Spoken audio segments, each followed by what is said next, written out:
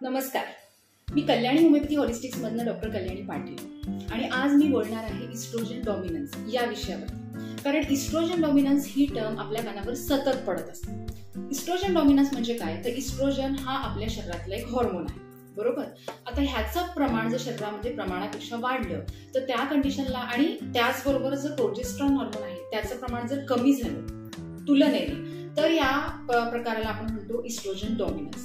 तर हे कशामुळे होतं, तर एकतर शरीरामध्ये इस्ट्रोजन हॉर्मोन खूप जास्त प्रमाणात तयार होतोय, किंवा मग त्याच्या मेटाबॉलिझम मध्ये कुठेतरी प्रॉब्लेम आलेला आहे त्याच्यामुळे त्याचं प्रमाण जास्त दिसते, किंवा मग इस्ट्रोजन हॉर्मोन शरीरातनं बाहेर टाकण्याची जी प्रक्रिया आहे तिथे कुठेतरी जर बिघाड झाला असेल तर त्याच्यामुळे इस्ट्रोजनचं प्रमाण शरीरामध्ये वाढू शकतं.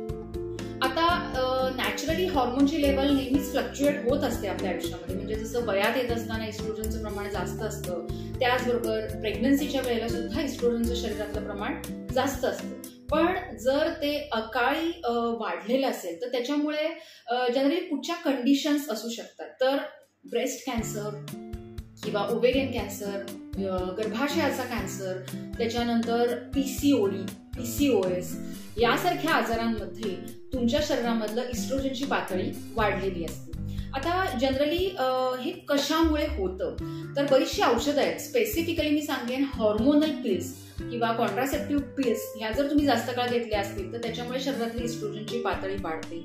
त्याच्यानंतर जर तुम्हाला खूप जास्त काळ तुमच्या आयुष्यामध्ये स्ट्रेस असेल तर त्याचाही परिणाम तुमच्या शरीरामधले स्ट्रेस हॉर्मोन वाढल्यावर होतो. स्ट्रेस हॉर्मोन म्हणजे कॉर्टिसॉलचं प्रमाण जेव्हा वाढतं तेव्हा पर्यायाने इस्ट्रोजनचं प्रमाण सुद्धा वाढतं.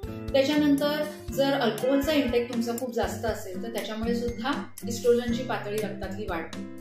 त्याच्यानंतर जर तुमच्या ॲब्डॉमेनवर स्पेसिफिकली जर चरबी जास्त साचली असेल, म्हणजे बेली फॅट आपण ज्याला म्हणतो, पोटावरची चरबी, तर त्याच्यामुळे सुद्धा इस्ट्रोजनचं प्रमाण वाढतं. त्याच्यानंतर जर तुमच्या लिव्हरचं फंक्शनिंग अफेक्ट झालं असेल, कारण याचं प्रोसेसिंग जे लिव्हरमध्ये होत असतं, त्याच्यामुळे जर लिव्हरचं फंक्शनिंग अफेक्ट झालं असेल तर त्याच्यामुळे सुद्धा इस्ट्रोजनचं प्रमाण वाढलेलं असतं.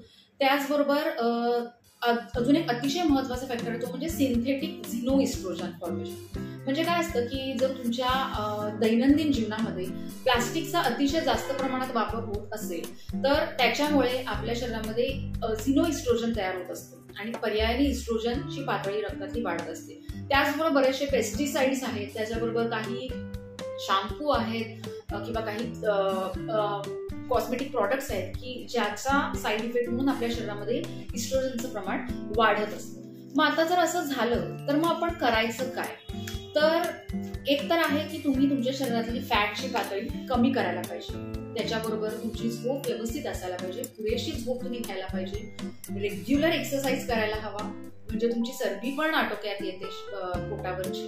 आणि त्याच्याबरोबरीने तुमचं जे डाएट आहे ते न्यूट्रिशियस असायला हवं आणि हेल्दी डाएट असायला हवं. बाहेरचे पदार्थ खाणं तुम्ही टाळायला हवं. त्याचबरोबर जर तुम्हाला स्ट्रेसफुल लाईफ असेल किंवा आयुष्यात कुठल्याही प्रकारचा ताण असेल तर त्याचं तुम्ही योग्य प्रकारे नियोजन करायला हवं. जर त्यासाठी प्रोफेशनल हेल्पची गरज लागली तर कुठचीही हिचकिच न करता तुम्ही प्रोफेशनल हेल्प सुद्धा घ्यायला पाहिजे. त्याचबरोबर अल्कोहोलचं इंटेक कमी करायला पाहिजे आणि तुमच्या दैनंदिन वापरामध्ये तुम्ही प्लास्टिकचा अतिशय कमी प्रमाणामध्ये वापर करायला हवा. त्याचबरोबर जे ऑर्गॅनिक खाद्यपदार्थ आहेत ते तुम्ही खायला हवे.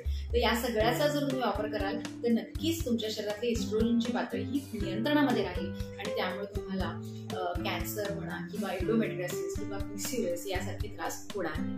पुन्हा भेटूया नवीन व्हिडिओमध्ये नवीन माहिती घेऊन. तोपर्यंत धन्यवाद.